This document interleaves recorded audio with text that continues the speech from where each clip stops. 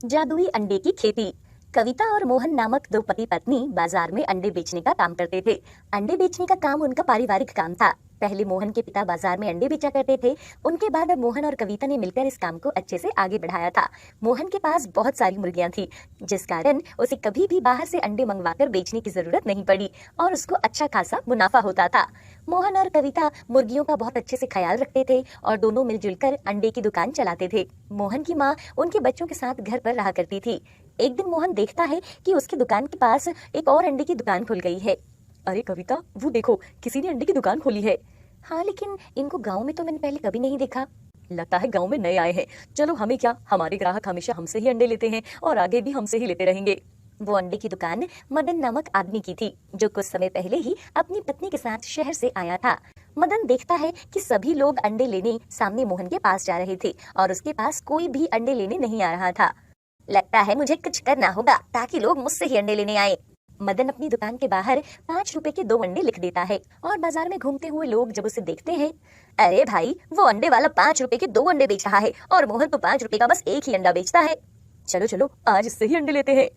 सस्ते अंडे देखकर सभी लोग मदन से अंडे खरीदने लगते हैं। शाम होने तक मदन के सभी अंडे बिक जाते हैं, जिस वजह से बहुत ही कम लोगों ने आज मोहन से अंडे खरीदे थे।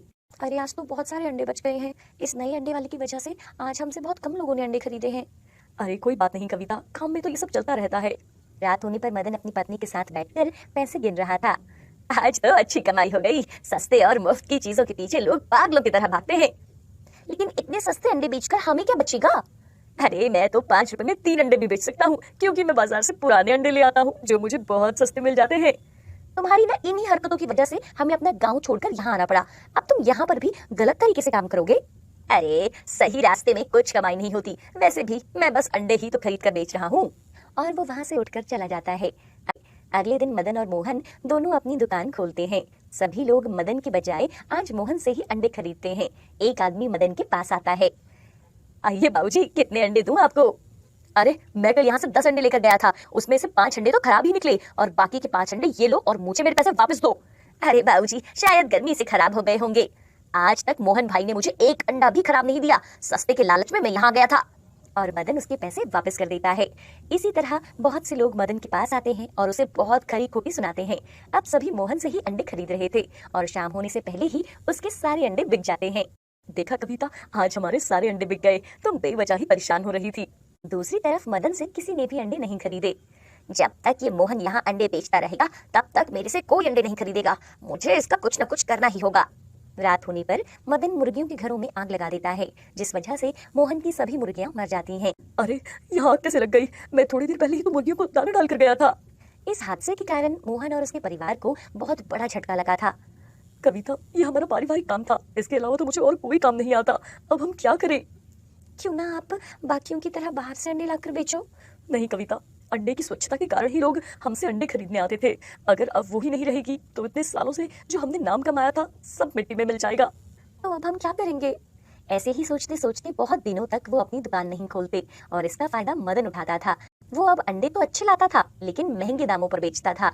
मजबूरी में लोग उसी से अंडे खरीदने लगते हैं। दूसरी तरफ जहाँ मुर्गियां रहती थी वहाँ बहुत से पौधे उगने लगे थे। कविता, तुमने ये किस चीज के पौधे लगाए हैं? मैंने तो यहाँ कुछ भी नहीं लगाया, ये खुद ही उग गए हैं। न जाने क्या उग रहा है यहाँ। मोहन अपनी मुर्गियों से बहुत प्यार करता था, इसलिए वो पूरा दिन वहीं बैठा रहता था। आप कब तक घर पर ऐसे ही बैठे रहोगे?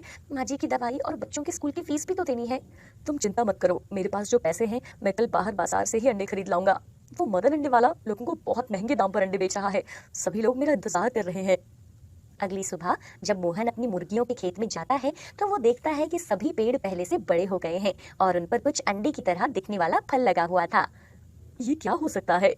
वो उसे जब पौधे से तोड़कर देखता है, अरे, ये तो बिल्कुल अंडे जैसा है। अंडे जैसा नहीं, ये अंडा ही है। अरे, ये आवाज कहाँ से आ रही है? हम सभी जादुई पौधे हैं जो तुम्हारी मुर्गियों से बने हैं। ये सभी अंडे असली हैं। पौधे को बोलता देख वो घबरा जाता है। क्या क्या ये खाने लायक है? ये बिल्कुल वैसे ही है जैसे पहले हुआ करते थे और हम मुर्गियों की तरह ही रोज तुम्हें अंडे दिया करेंगे। मोहन वहाँ से कुछ अंडे तोड़कर घर लाता है और उन्हें उबालकर खाता है। कविता, तुम भी ये खाकर देखो। ये तो वैसे ही अंडे हैं जैसे हमारी मुर्गियां दिया करती थी। मोहन कविता को सारी बात बताता है।